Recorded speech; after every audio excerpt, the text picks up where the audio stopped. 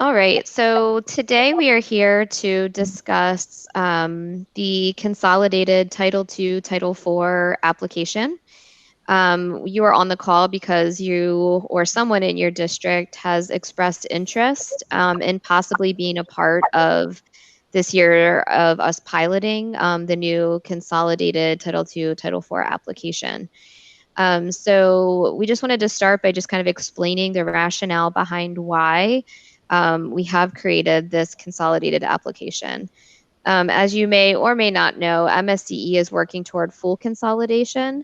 So the hope is that in the not so distant future, all of the titles will have a consolidated application.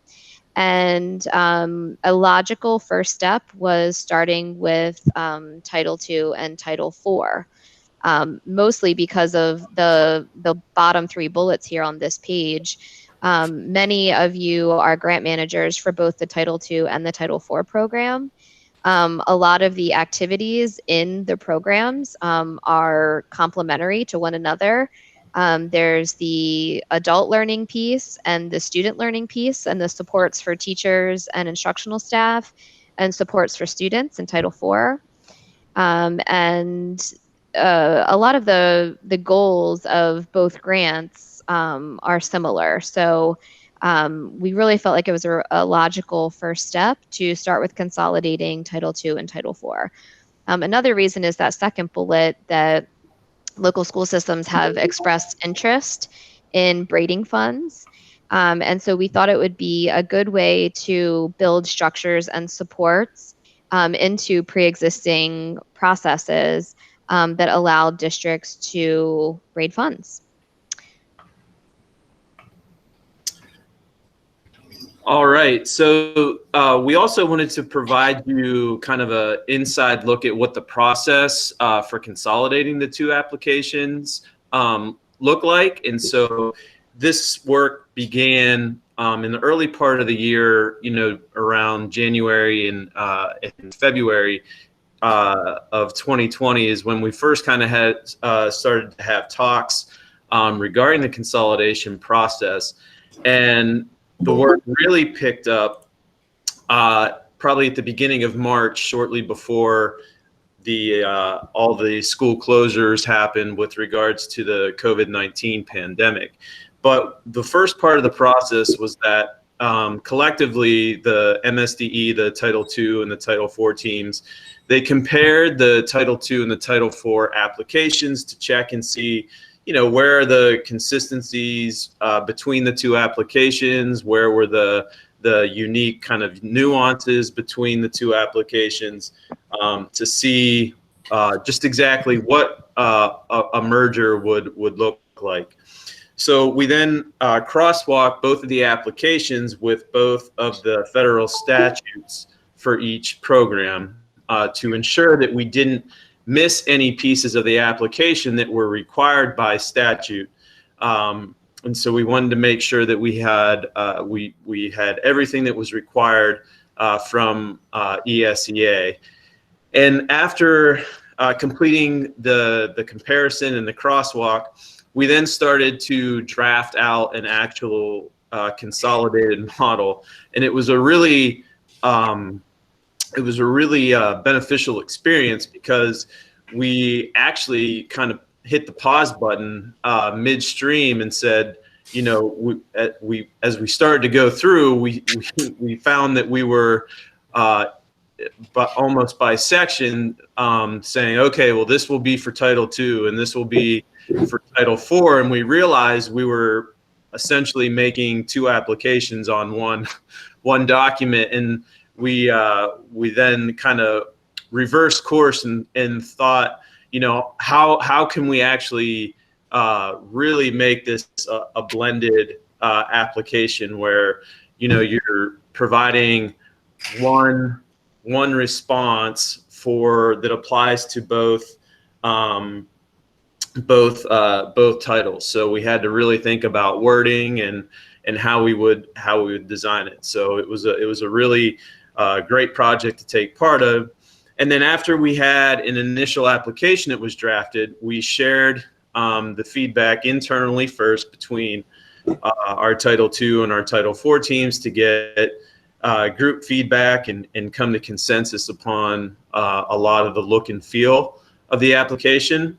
And then after both teams felt really good about the draft, we then sent it ahead to senior leadership at MSDE to get their perspective and their feedback as well. So we're actually not going to take too much time today talking to you about the processes and things. We really want to spend the bulk of this time together just walking you through the actual application. So I'm going to stop sharing my screen here, and JT is going to pull up the actual application. Here we go. All right, give me just a minute. It's all yours. So if at any point while we're sharing you have any questions, please feel free to just unmute yourself. It's a small group. We have fewer than 30 people here, so feel free to unmute yourself and ask any questions that you have. You'll see our comments on the side of the application. Those are kind of just talking points for us, things that we wanted to remind ourselves to talk about with you. So at any point, just, unmute yourself and ask us any questions you've got. Yeah, and I also want to say good morning. I know we have a lot of our MSDE colleagues with us, Dr. Lynn Muller, Cecilia Rowe, Caitlin Izzard, Jennifer Wojak, and Dan Capozzi. And so I, of course, want to invite any of our teammates at any point they want to share some insight or some comments regarding the application. Please feel free to jump in at any point. But to start off, wanted to, in the spirit of consolidation, on the title page, or I should say on the cover page, we incorporated some of the, pictures from each of the respective title programs, and we really tried to emphasize, in inserting some features that would be much more user-friendly to the grant manager. So for example, on many of these boxes where it requires contact information, there are drop-down menus or there are text box features to really increase the ease of entry for a lot of the information. So as an example, when it comes time to having to select your LEA, we have a drop-down menu for you to be able to do so, and you can just click on text boxes to enter in your information. So just trying to make it a little more user-friendly for you. I'll also say, just to add, if in that first table, JT, if you want to go back up, if the grant manager is the same for both Title II and Title IV, you can just enter the information for, I guess, in the Title II box and delete that. Do you want to demo that, how they can kind of delete that? Sure. So if, if as an example, if the grant manager was the same, what you could do is you could just kind of delete these cells and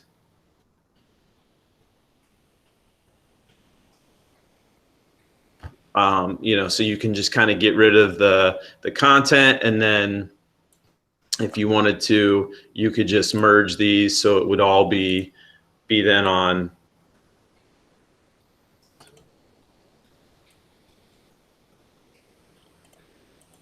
would then all just be on one line, like so.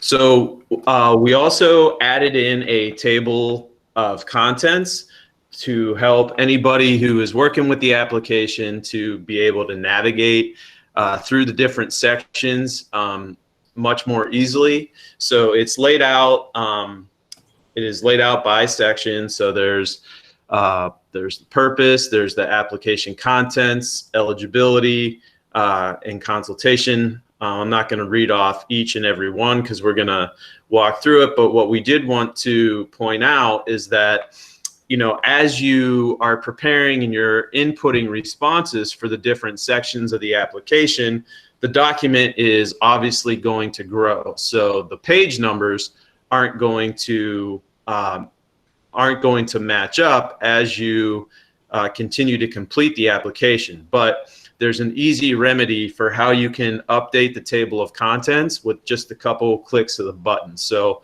after you're done, or you've completed all of the adding in all the information that you need, all you have to do is click on Table of Contents, and this Update Table prompt will pop up. So if you click on Update Table, it then gives you an option to update the entire table or update page numbers only. And since you're not going to be making any changes to the titles of any of the sections, you don't need to update the entire table. All you have to do is update the page numbers. So you would click OK.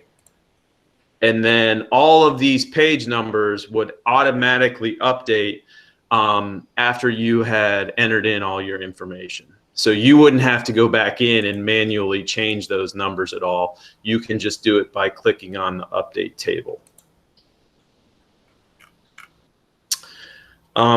So then the next few pages are really just to outline first the purpose of the two grants. And so the important thing or feature that we wanted to point out here is that you'll start to notice this blue and green color coding scheme. So the light blue is for Title II Part A, and the light green is for Title IV Part A. So that was done to kind of, just from a aesthetic point, just kind of provide a little bit of contrast between the two. And we'll demonstrate later how it will play into how you enter some of your responses. But this is more just informational. So just providing the general purpose of both of the grants. It then walks down into the application contents. And so again, as we walk through each application, we pulled together all of the relevant pieces that were required by statute for both of the programs, and anywhere where a certain section simply applied to one title or the other, we provided some parenthetical statements in red text to kind of point out which section was title specific. So then it goes into the eligibility for receiving either a Title II Part A or a Title IV Part A allocation. And again, this was pulled together from both applications, and anywhere where it is Title IV or Title II specific, it's indicated in the red text here in parentheses. So then the first section where you'll actually, as the grant manager, will start to provide responses is section 1, which is regarding the consultation. So in the gray shaded area is where there's either a statutory reference or there's directions of some sort. And so here is where the LEA is going to provide their first actual response or information. And so the goal is that because the consultation process is the same for Titles II and Title IV Part A, if the LEA can provide a truly consolidated response, you can enter in all of that consolidated answer and information right here under LEA consolidated response. Now, if for whatever the reason may be, if the LEA had to differentiate and provide a title specific response, You would then follow that color-coded scheme where the light blue would be for Title II Part A. So if you had something specific that you had to mention for Title II Part A, you would enter it here in this box. Or if you had something specific for Title IV Part A, you would enter it here in this light green section. And as Heather mentioned before with the contact information, if you don't need these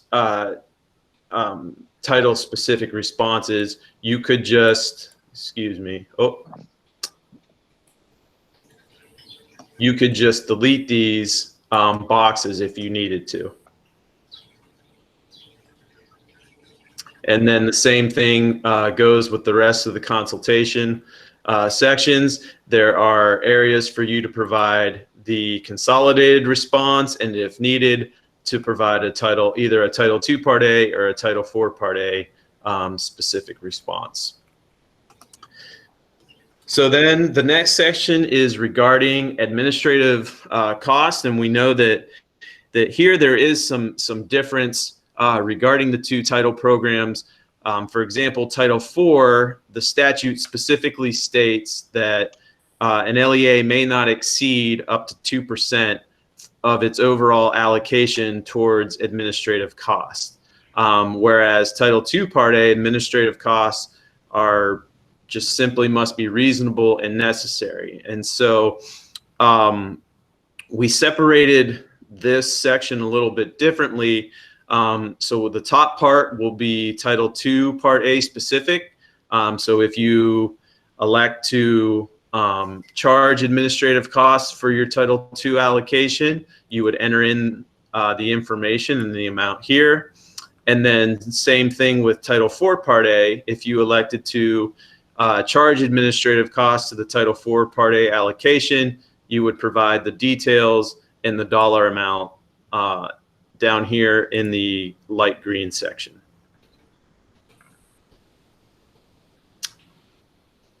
That then leads into section 3, which is the needs assessment.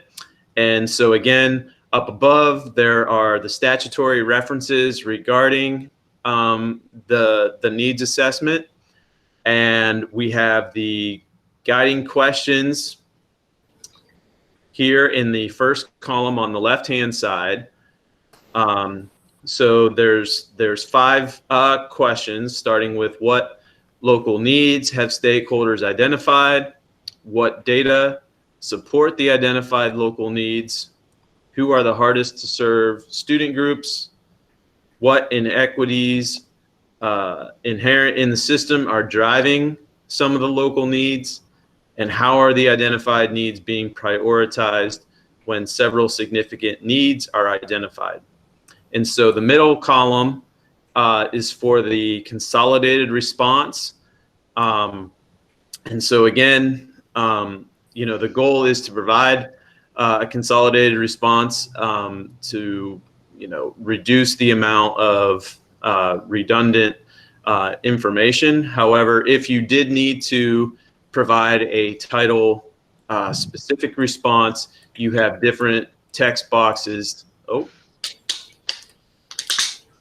You have different text boxes where you can enter in title specific information. And I did just want to send just a brief reminder for Title IV Part A that a new needs assessment is required for the FY 2021 application. So initially with the CARES Act waiver, there was a little bit of a little confusion because it was thought that a new needs assessment was not needed for this upcoming application cycle, but the needs assessment waiver was just regarding this time during COVID-19, so that LEAs didn't have to do a new needs assessment during this time that schools are closed to reassess needs in order to repurpose funding. But a new needs assessment is required for the FY 2021 application. Heather, I'm going to stop sharing my screen so you can take over with the activities. Alrighty.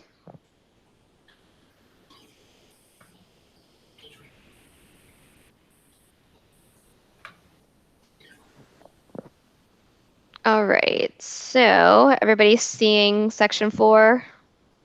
Yes. All right, great. So this is the activity section, and this is probably the section that was the most difficult for us to consolidate. So it does look a little overwhelming when you first look at the document. So we really want to break this section down so that you all feel really confident and clear about what we're asking in each part of this. So the very first thing that you're going to need to input in this section is how does this tie to your Lex plan? So we're actually asking you to organize your activities by focus areas. And these focus areas have already been identified in your Lex plan. So I just pulled up a couple of Lex plans and wrote down just a couple focus areas. So for example, some of you have school quality and student success. Some of you have elementary literacy. Some of you have middle school math, readiness for post-secondary, et cetera, et cetera. So what we're asking you to do is to organize your activities by focus area. And this is where you would input that information. So if your focus area was school quality and student success, that's what you would write here, school quality and student success. And all of the activities that aligned to that area of your Lex plan would be in section 4.1. So you'll notice on the line below this numbering 4.1.1.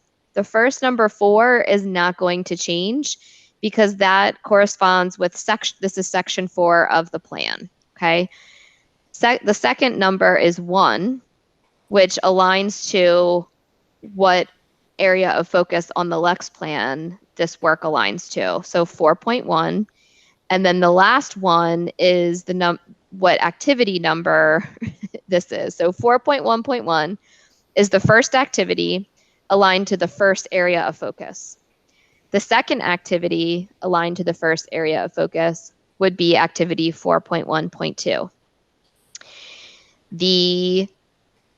And actually, I'll go over the rest of the numbering when we scroll down a little bit, but I just wanted to take a second to explain what that numbering is. So the second line is the title of the activity. That's pretty simple. What is it that you're doing? The third line is activity implementation. So how will the activity operate and over what duration? So we're really asking you to kind of pay close attention to these prompting texts and questions that we've added. I think those questions really will help you give us the information that we're looking for here. So the next step would be to list your outcomes. So we've listed some of the those who would benefit from the activity, and these are listed as checkboxes. They're interactive checkboxes. So if you're going to have outcomes for students for this activity, then you would check students. If you're going to have outcomes for educators, you would check educators. If there are other stakeholders who are going to benefit from this activity, you would click that, and then you would enter who the other stakeholders were. So if it's community members, so on and so forth, you would click the other, and then in the text box, you would write whoever those other stakeholders are in that box. So if you're clicking students, educators, and community members, that these three groups are all going to benefit from this activity, then there should be outcomes for each of them, for students, for educators, and for stakeholders. So right below is where you would list your outcomes. So you'll notice in the red text, it says, be sure to address all beneficiaries selected above and add more as needed. So we've only given you space in the template for 3 outcomes, but we know that you'll likely have more than that. It's very simple to add additional outcomes. All you have to do is put your cursor after the last outcome, click enter to make a little space, highlight this text, hit copy, Then hit paste. And you'll see I just pasted the entire thing as outcome. So there were 2 outcome 3s. Now I've just changed it so that now there are 4 outcomes here. Same can be said if you wanted to remove an outcome. If you only had 2 outcomes, all you have to do is highlight the text and remove it. Okay. So that's the outcome section. Next, you would probably move over to your strategy. So this is where you're going to tell us how you're going to achieve those outcomes. Is this a Title II program? Is this a Title IV program? You'll notice that under strategies, we have split the Title II section into 3 different strategies, and the same can be said for Title IV. So these are just kind of those big umbrellas for each of the title programs. So the first major umbrella for Title II is recruitment and hiring.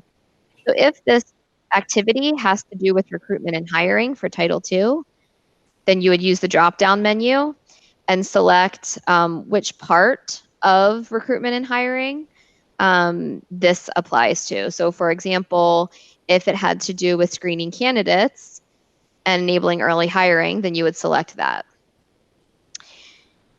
You can select multiple strategies, some for Title II and some for Title IV. Again, in the spirit of consolidation, if you're using both Title II and Title IV funds for this program, then you would need to select strategies for both. If this activity is only using one of the funding from one of the programs, then you do not need to select strategies from both. So for example, if you're only using Title II funds and this is not related to Title IV, you do not have to select any strategies from the Title IV drop-down menu. So below is where you would list your evaluation methods for each of these outcomes. So again, you've listed your outcomes here on the left side of your screen. Now you're going to just simply tell us how you're going to measure those outcomes. So this is just a short sentence or two about how you're planning to evaluate the success of your program. And then at the bottom here is where we're asking you to tell us the total dollar amount per activity per title. So again, if we use the example of a program that's only using Title II funds, you've only selected strategies from the Title II dropdown, and you've only listed funding here in this Title II box. However, if you are planning to braid funds, and this activity applies to both Title II and Title IV, then you would have selected strategies from the Title II box, you would have selected a strategy from the Title IV box, and you would have a total here for both Title II and Title IV. Heather, this is Lynn. Just a reminder, guys, the evaluation piece is real. Everything's important, but that's going to be when we come to do monitoring, we're going to be really looking at how you chose to evaluate each outcome and what the proof is. So just a reminder about that. Yep. So again, the number of outcomes should correspond to the evaluation responses. So if you've got 3 outcomes, you should tell us how you're evaluating each one. If you've got 4 outcomes, you're going to have to add another box here. And it works just the same as I demoed for your outcomes for your evaluation. You can just copy and paste additional as needed. So any questions about this section 4? This is probably the most complicated section. So I just want to make sure that I just want to pause for a moment and make sure we're all clear on this. Okay, so I want to just scroll down here for a second. You'll notice the numbering here for the next box in the template is 4.1.2. Again, this is we start with the 4 because it's the section 4 in the document. We're still talking about activities from focus area number 1, so the second digit is a 1, but now we've got a second activity that aligns to this same focus area. So the numbering is 4.1.2. The next section, if you'll notice, the numbering is 4.2.1. What that means is we've moved on to a new focus area.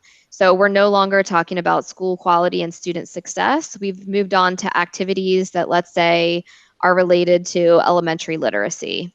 So in this box, I would plug in elementary literacy, and my numbering has switched to 4.2.1. Now, we've only given you just a few boxes here, and it's very easy for you, again, to just copy the entire box. You're gonna click on this button right here that looks like a little crosshairs or 4 arrows. You're gonna click on that, click copy, hit enter, hit paste, and I've just pasted an entire new box here. Okay, now you'll need to change the numbering again because this still says 4.2.1, and so this would need to be changed to 4.2.2. So you can add as many boxes as you need into the document. All right, any questions about section 4? Nope. Okay, I'm gonna stop sharing, and JT, you can pick up with equitable services. Yep, give me 1 second.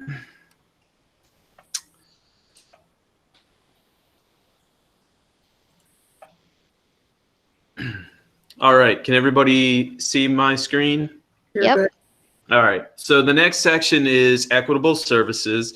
And again, under both titles, equitable services is required. And so the questions are the same. There is one difference regarding the participating, or excuse me, the cost per pupil will be different for Title II and Title IV because the allocations are going to be different. So again, going back to our color-coded scheme, here in the light blue, this is where the cost per pupil for Title II would be inputted. And over here in the light green, this is where the cost per pupil for Title IV would be inputted. But then the rest of the questions are the same, and so is the design. So with regards to any of the remaining questions here in this section for equitable services, the LEA has the option for a consolidated response, or if needed, they can utilize the title-specific text boxes where they can enter in information for either Title II or Title IV Part A. And in the same fashion, if you did not need these title-specific boxes, you could just highlight them, hit delete rows, and then you would have, more space available for your consolidated response. JT, I also want to add that this can be submitted as an attachment, and we put a little note in there. A lot of times you guys submit this information as an attachment. So which schools are participating and what the per pupil allocation is for each school. Many times that's submitted as an attachment. So we just want to make that clear that, again, that's still fine if you wanted to submit this separately as an attachment. Yeah, that's a great point. I believe it's Appendix H in the local ESSA Consolidated Strategic Plan is regards to the equitable services information.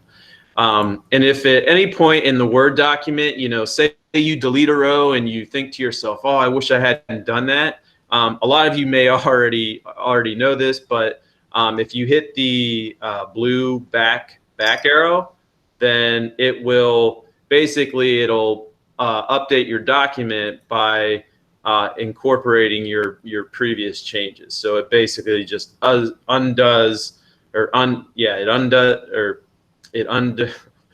it reverses whatever change you made. I'm Nice. not sure what I was trying to say there. Yeah, undoes. I think that's right. Right. It fixes your mistake. But again, the format and layout is the same, so you're encouraged to provide that LEA consolidated response in as many areas as possible, but if needed, we wanted to give you the opportunity in room for title-specific responses. And then at the very bottom of this, you're going to list your final non-public transfer. So we provided the light blue section here for Title II Part A, and then the light green for Title IV Part A. And then that rolls into the assurances section, which are, again, there's pretty much the same set of assurances for Title II as there is for Title IV. We did want to point out that we did add a few new assurances under this piece right here, which is regard to equitable services. And these assurances were based on recommendations that Barb Scher, our equitable services ombudsman for MSDE, had for us, and she thought it would be important to be included. So we just put the new language in here. But for this section, you're just going to use the check, or the little check boxes over here to mark your assurances for each one. And then in the event there was a title specific assurance, we labeled it here with these little parenthetical statements in the red text.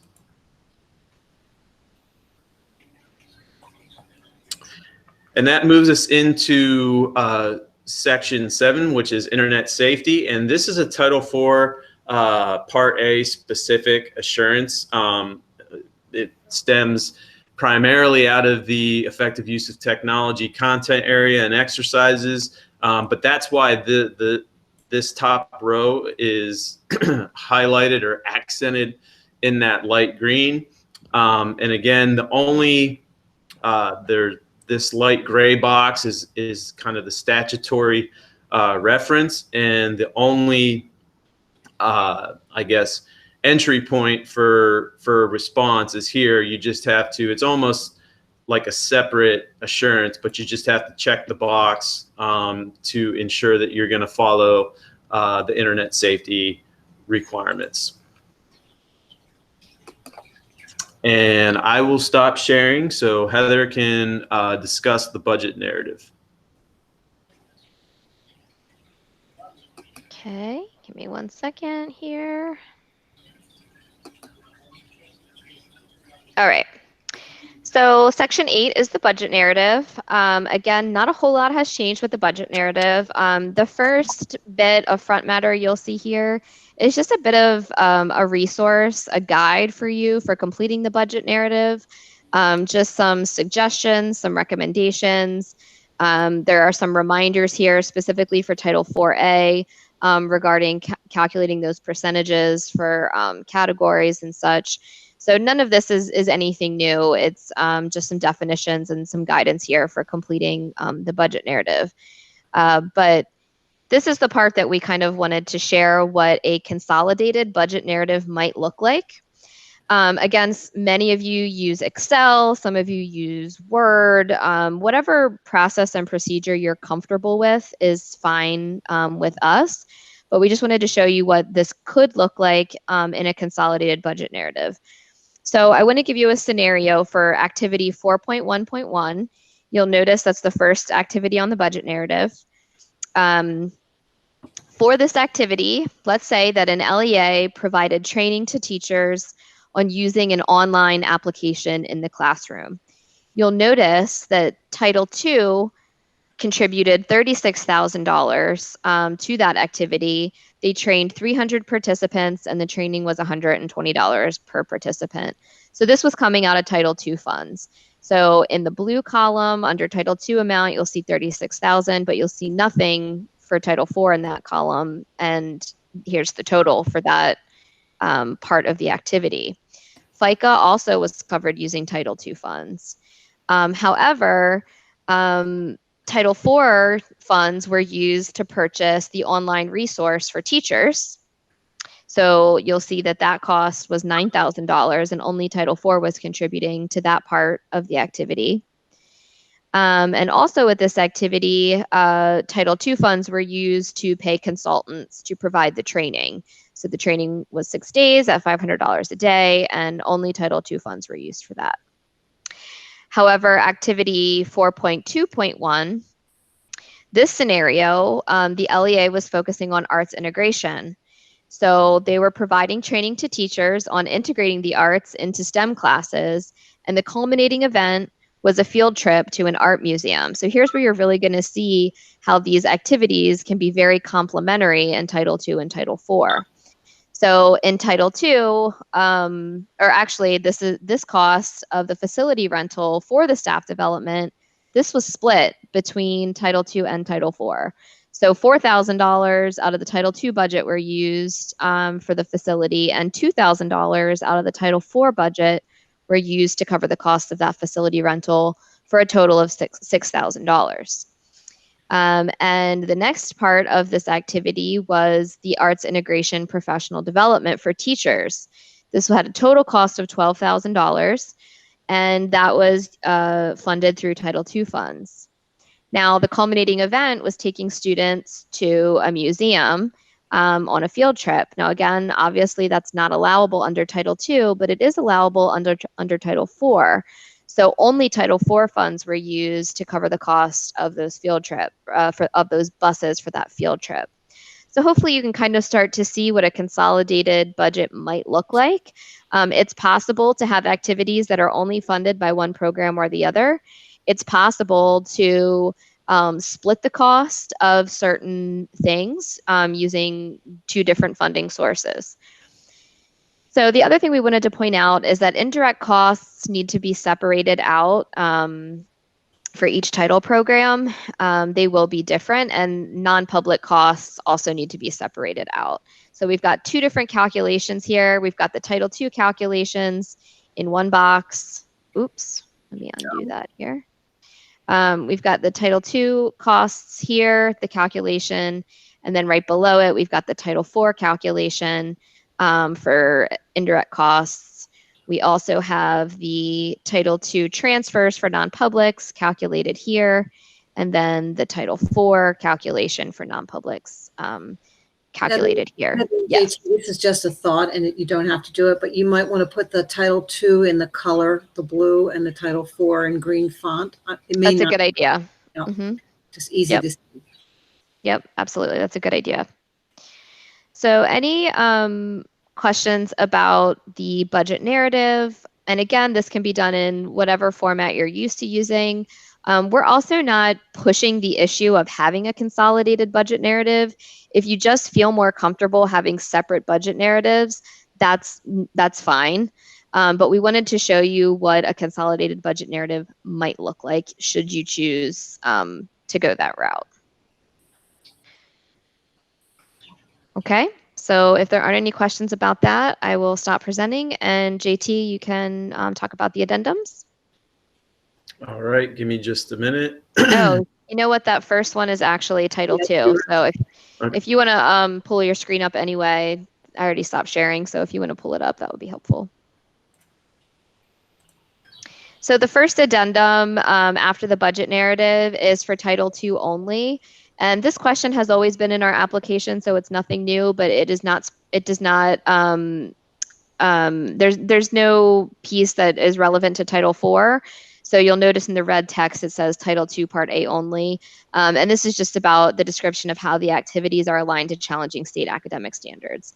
So yeah, that's why that says Title II only. And then the next addendum page is Title 4A specific. So again, going along the color-coded scheme, that's why this title here is in the light green. But so at the beginning, in the Title IV Part A application, there are at the beginning of both the well-rounded education section and the safe and healthy schools section, there are a few questions that are required to be answered under each section, and so those have been inserted here in addendum page number 2. And so there's just these big open text boxes with the next to each of the four kind of guiding questions that have to be answered. JT, Yes. this is Lynn. Go back up to the top of that. You don't say what you want in those text boxes, so you might want to put a little, just what you said it out loud, but you haven't said in the blank text. If I was just looking at this and didn't know, I wouldn't know what you want me to put in the blank text boxes.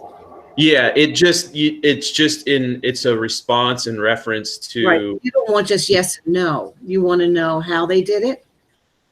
Yeah, it's so this is. I understand. I'm suggesting you put some directions in the blank box. Yeah, or we can add a row underneath the title here, or even just exactly some instructions here. Yeah, it's a good idea. You don't want just yes or no. You want more than that. Yeah, we want a description. Got it. Okay. Yeah. There you go.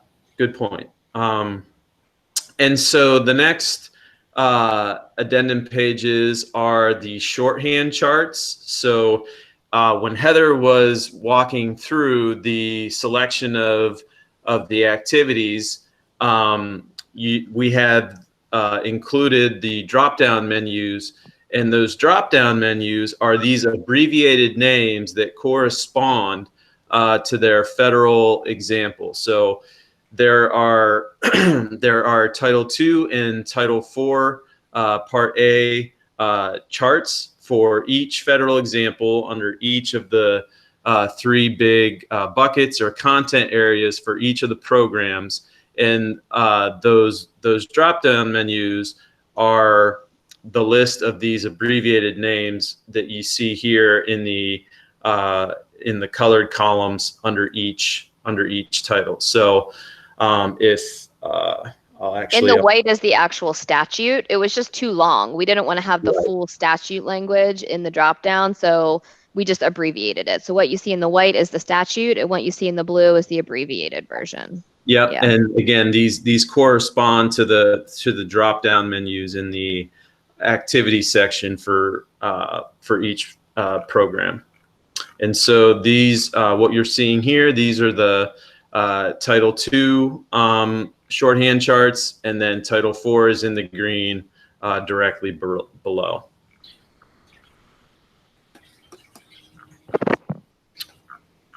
And the very last addendum page is just in regard to some of the additional spending requirements for Title IV Part A. So again, these are making reference to the statutory requirements, again, regarding, if your allocation is greater than 30,000, at least or not less than 20% of your allocation has to be spent in the well-rounded education content area. Not less than 20% has to be spent within the safe and healthy schools content area, and a portion of funds would have to be spent in the effective use of technology content area, of which you can only use 15% of that portion for technology infrastructure. So this is just, we wanted to make sure that we still included those rules just as a reference. So we have about 10 minutes left. Before we talk about next steps, are there any questions about the document itself?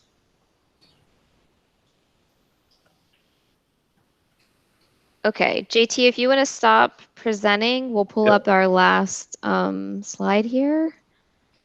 Let's see.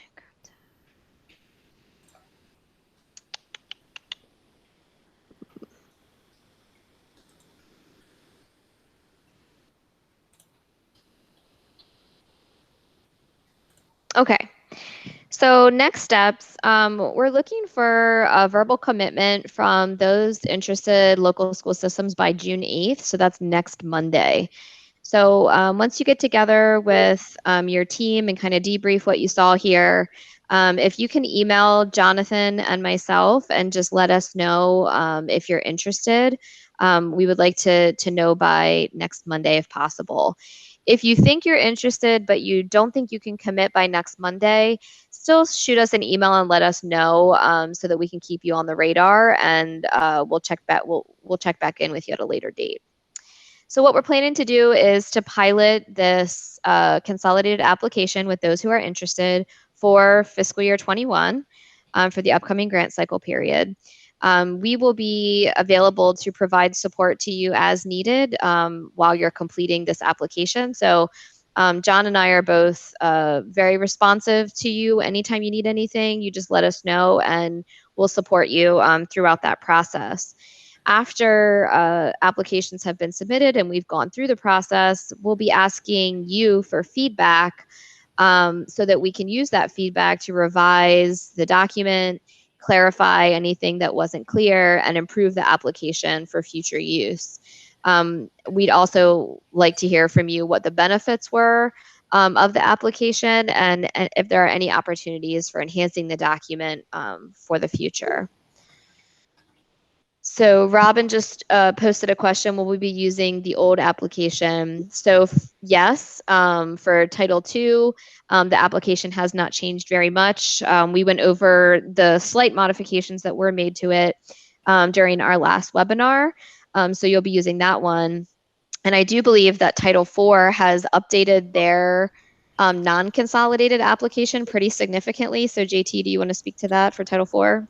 Yeah, thanks, Heather. We actually last Friday we just had our we did our Title IV Part A FY 2021 application update webinar, and so those Title IV folks that are joining us this morning, they probably will recognize a lot of similarities between this consolidated application and the new updates that were made to the Title IV Part A application with regards to, selecting activities and inputting the outcomes and the evaluation, and that section very much kind of mirror what the consolidated application looked like. But yes, if if you decide to that you aren't going to or want to pilot the consolidated model, then you would use the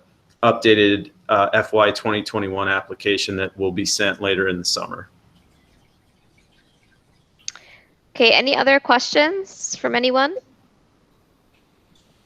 Feel free to unmute yourself and ask away.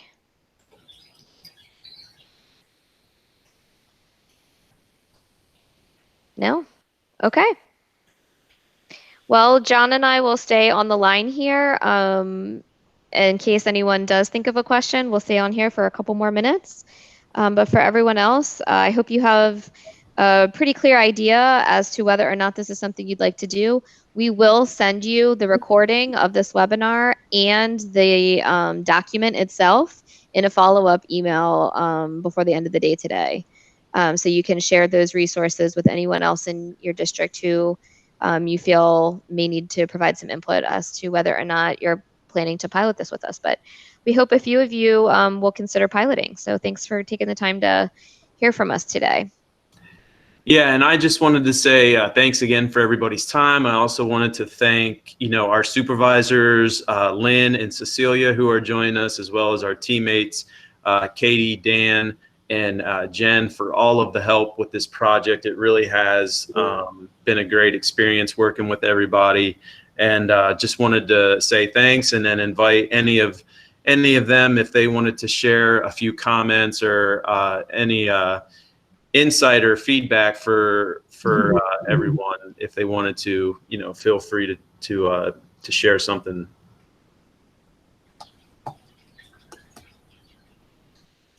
I think Cecilia and I would both agree that this has been a great joint effort, absolutely outstanding communication and collaboration. And I think this is moving us forward into what's going to be consolidated applications in general. And you two did a wonderful job. It looks great. And it'd be fun to see it piloted so we can find out if there are any problems with it and get that worked out. So Cecilia, I don't know if you want to say anything else. You're muted, Cecilia. Just how very proud I am of both Jonathan and Heather for this work. One of the tasks that was presented to all the titles way back during ESSA was to try to find a way to consolidate our applications. And it's been tough. And I really commend both of them for stepping up to the plate and taking the charge to do this and to be the first ones to do it. Whether or not it's going to be possible to consolidate other titles is yet to be seen. But this was definitely one of the first, the logical first step. And based upon your feedback, hopefully we can do a really good job with this and see what we can do to do some consolidation with other titles, even if it's not full consolidation. So I want to really commend them and thank them. And Lynn and I are just very, very proud of the two of them. Absolutely. Well, thanks. Yeah, thank you guys. All right. Well, everyone have a good day. Hope you can get outside and enjoy the weather. Talk to you soon. All righty. Take care, everybody. Thank you for your time.